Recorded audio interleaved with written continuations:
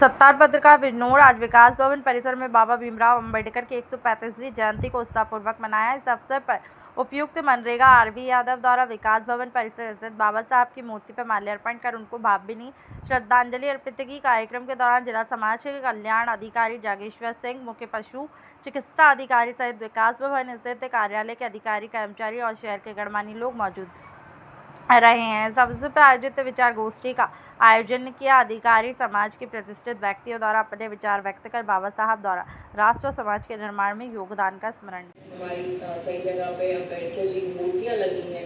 उन्हीं सभी स्थलों पे चाहे गांव के लोग हों चाहे शहर के लोग हों, सब इकट्ठे होते हैं, माल्यार्पण करते हैं और कार्यक्रम का आयोजन करते हैं। सरकारी रूप में भी सरकारी कार्यालयों में ये आयोजन हम लोग करते हैं।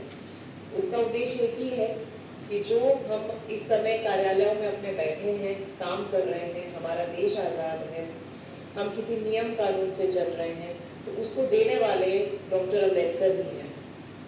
इतनी जैसे यहाँ पे बातचीत हुई है, इतनी विषम परिस्थितियों में रहते हुए भी उन्होंने अपनी पढ़ाई करी, अपने आप को उस स्तर तक लाए कि वो ये सब लोगों के जो एलिगेशंस होते हैं कि आप जानते नहीं हैं, पढ़ते नहीं हैं, कुछ आपको नॉलेज नहीं है, वो एलिगेशन से बचने के लिए पहले उन्होंने अपने आप को इस लेवल पे लाए, कभी किसी का कोई एलिगेशन ना लग पाए, अपने आप को इस हाई लेवल पे लेके आए।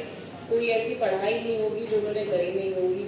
इकोनॉमिस्ट भी थे, जूरिस्ट भी थे, लॉयर भी थे, हर चीज़ में एक्सेल करते थे और इतनी डिफिकल्ट सर्कमस्टांसेस से निकल के आगे आए।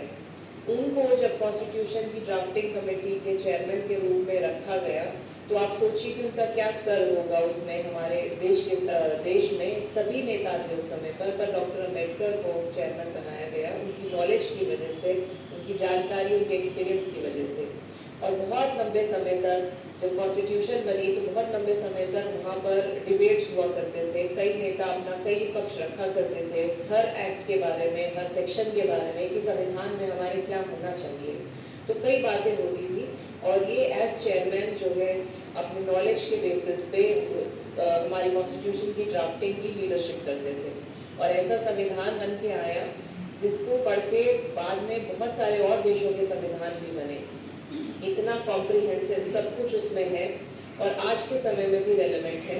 तो आपको इस चीज़ का भी सोचना पड़ेगा कि उस समय में रहते हुए भी इतनी दूरदर्शिता रखनी, लॉन्ग विजन रखनी कि कैसे हम संविधान बनाएं जो आगे तक काम आए।